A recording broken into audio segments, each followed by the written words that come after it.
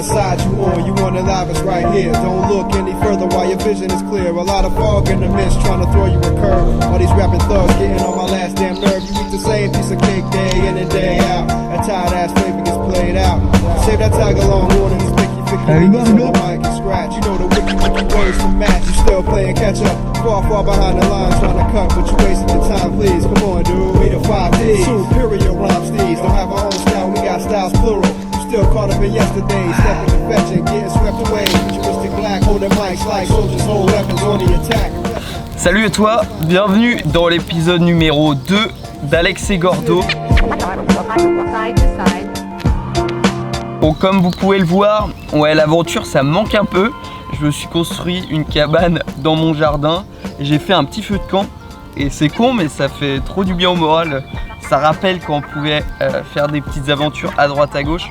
Mais c'est aussi un bon cadre pour parler du sujet du jour, à savoir l'autonomie en van et en camping-car.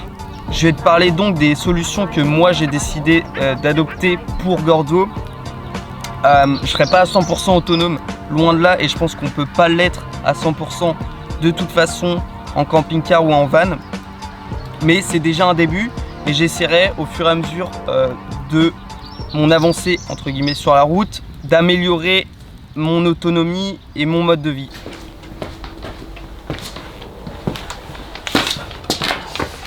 Lui.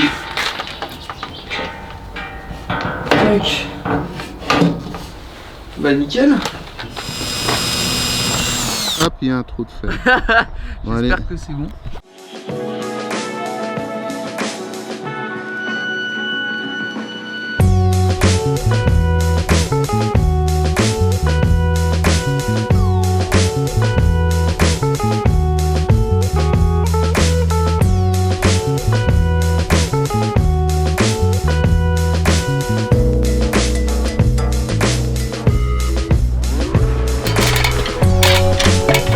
Toc, là le panneau.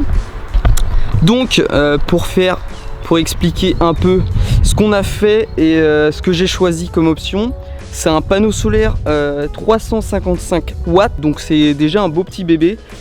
Surtout qu'on a réussi à optimiser la place sur le toit en mettant, comme vous voyez, on a mis en fait une galerie de toit qu'on a récupérée sur des plots collés, et en plus là on va mettre des vis pour optimiser la chose, mais ça devrait pas s'envoler. Et ce qui est bien, parce que là c'est qu'un montage provisoire, on a mis les palettes qu'on a reçues avec l'emballage du panneau solaire, donc c'est vraiment provisoire. On va mettre des charnières. En fait c'est vachement important pour le rendement du panneau solaire, surtout en hiver, parce qu'en fait on peut l'incliner et l'orienter vers le soleil, et tu peux gagner jusqu'à 30% de rendement en fait énergétique avec ton panneau.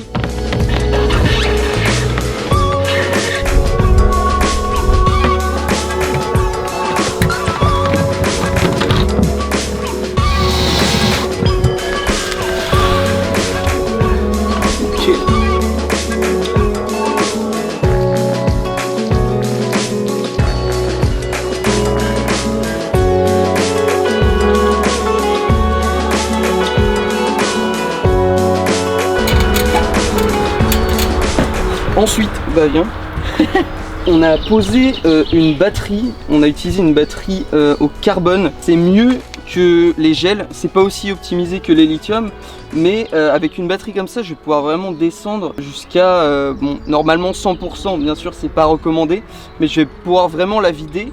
Donc c'est une batterie 150 ampères. C'est ça.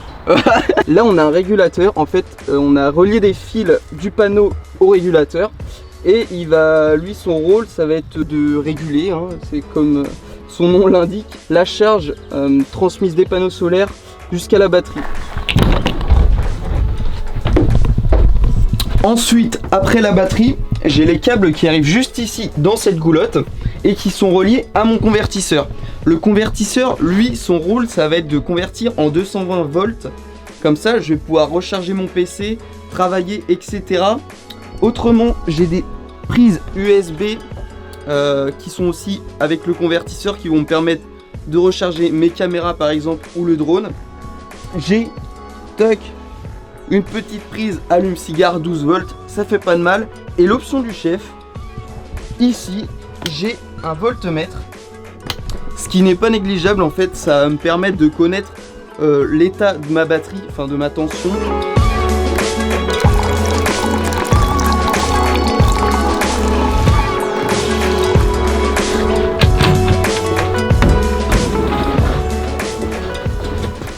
Le berquet, alors ça c'est important. Pourquoi? Parce que le berquet en fait il va me permettre d'être autonome en eau potable. J'ai une capacité de 8,5 litres. Et comment ça fonctionne? Donc on a deux cubes, à l'intérieur il y a deux filtres. Moi c'est des filtres céramiques. Et ces filtres là, du coup l'eau va passer dedans et va tomber dans le deuxième récipient. Et ensuite tu peux te servir. Et le gros avantage de ce machin là, c'est que tu peux mettre n'importe quelle eau, de l'eau croupie, de l'eau que j'ai trouvée un peu partout, je vais la foutre dedans et j'aurai de l'eau potable. Donc c'est vraiment sympa si tu veux être autonome sur la route.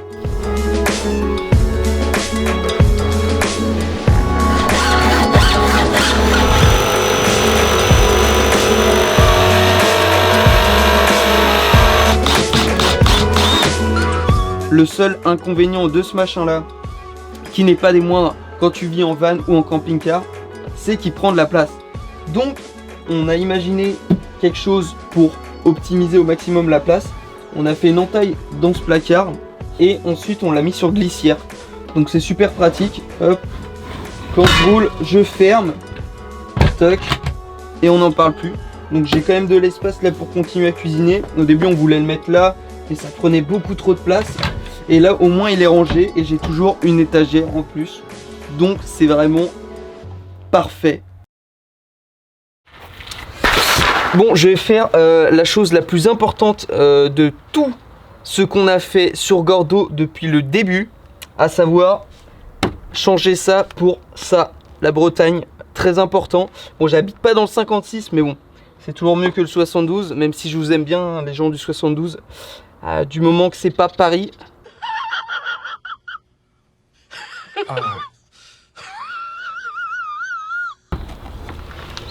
Et voilà, baptiser le père, baptiser. Donc voilà quel dispositif j'ai utilisé dans Gordo pour être un minimum autonome, à savoir les panneaux solaires pour l'électricité, pouvoir travailler un peu partout, et l'eau potable, hein, parce que c'est important mine de rien, et on en boit beaucoup par jour, et c'est important si tu veux vivre.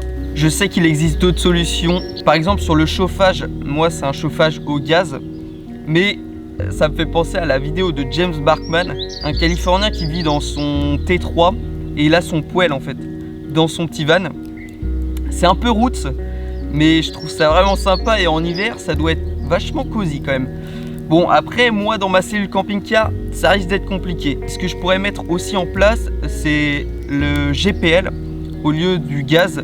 Au lieu de changer en fait toujours sa bouteille de gaz, t'as une bouteille de gaz GPL, ça coûte plus cher à la base mais c'est vite rentabilisé, donc ça peut être aussi une solution. J'ai vu aussi sur des forums qu'il y avait des mecs qui plantaient des plantes, des épices, du persil, de la ciboulette dans leur van et qui avaient trouvé des solutions. Je trouve ça trop génial. Bon, ça peut vite être le bordel parce qu'un jardinage dans un van où tu vis, ouais. Mais je suis vachement intéressé par ça. Je sais pas s'il y a des gens qui ont déjà fait ça et qui m'écoutent, mais envoyez-moi un message parce que je trouve ça génial. Hashtag Team Ciboulette. Petit aparté autrement avant de finir sur l'écologie. Ça me tient vachement à cœur et je sais qu'il existe aussi là plein de solutions pour diminuer son impact écologique. Bon, l'autonomie, ça en fait partie, notamment électrique. Bref, c'est un sujet aussi super vaste. Mais je vous ferai une vidéo, comme je vous le disais, plus tard dans le futur, parce que c'est vachement intéressant. J'espère que ce sujet t'aura intéressé et que ça t'aura donné des idées. On se retrouve dimanche prochain pour une vidéo un peu plus cool qui, j'espère, t'aidera à supporter le confinement. Ça sera pas un épisode d'Alex et Gordo, mais ça pourrait être sympa quand même. Oublie pas que la vie est belle. C'était Alex. Bye.